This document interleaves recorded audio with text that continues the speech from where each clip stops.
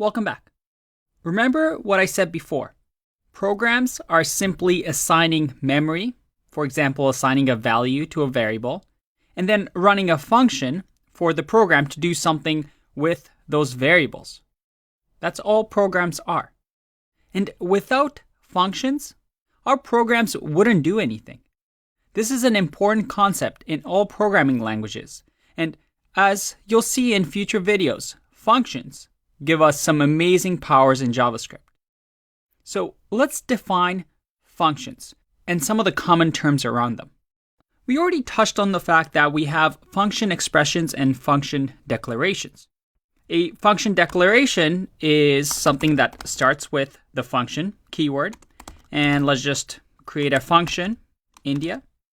And this function will simply console.log warm, because it's pretty warm in India. A function expression, on the other hand, doesn't start with the function keyword. Instead, can look like this. Let's say variable Canada, and that's going to equal function. And inside of this function, it's console.log, and Canada is very cold. At least where I'm filming right now, it's extremely cold. And that's a function expression. And we've learned about this and how function declarations get hoisted, function expressions don't. I could also write this with an arrow function and do something like this if I wanted to. It'll have the same effect. Now, with our functions, we can call them, right? And the terms here sometimes vary, but you can have function, let's comment this out. We can have function invocation, calling a function, or you can even have execution of a function. And what that means is we're telling our JavaScript engine to, hey, run our function. We've put these functions in memory, or at least we've assigned a variable, and now we're ready to do something with our program. So we do a function invocation by simply running the function with curly brackets. And as soon as the JavaScript engine sees this, it says, all right, what do? We create an execution context. Same with India.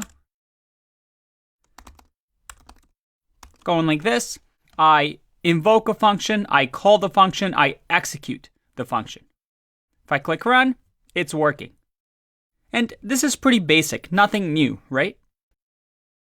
I wanted to go over the terms just so we're clear for the next few videos when I use these terms. And to review, when it comes to the Canada function, well, this function is defined at runtime.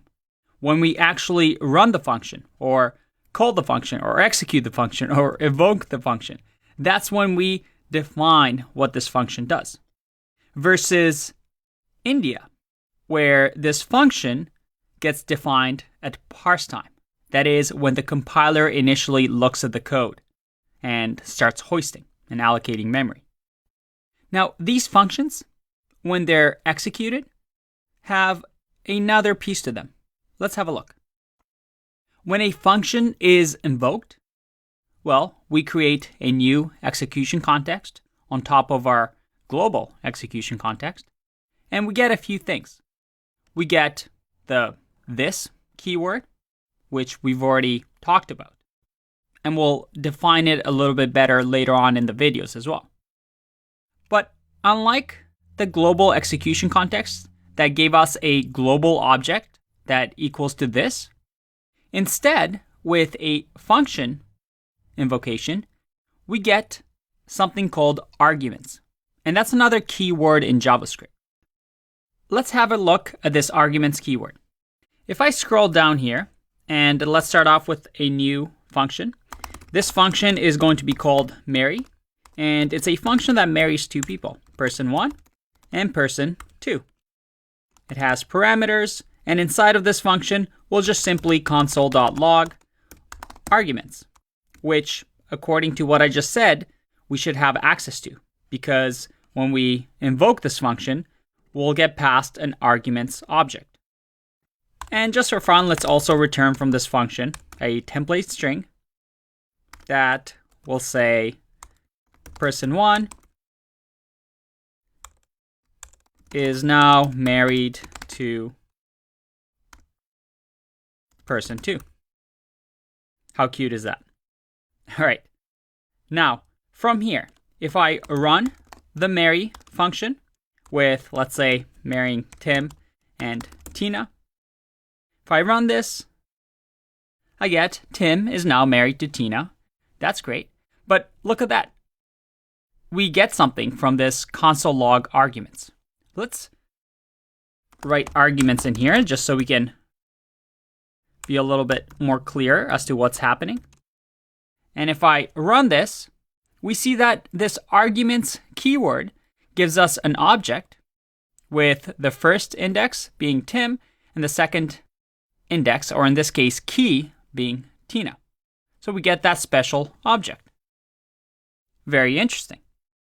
Now, if what I told you is correct, that means we don't really get arguments in the global object, do we? If I run this, I'll get an error. Arguments is not defined because, well, arguments is only available to us when we create a new execution context with a function. All right, so we got the arguments object. But you might remember something from our previous videos. Remember this? We talked about how to help the JavaScript engine optimize our code.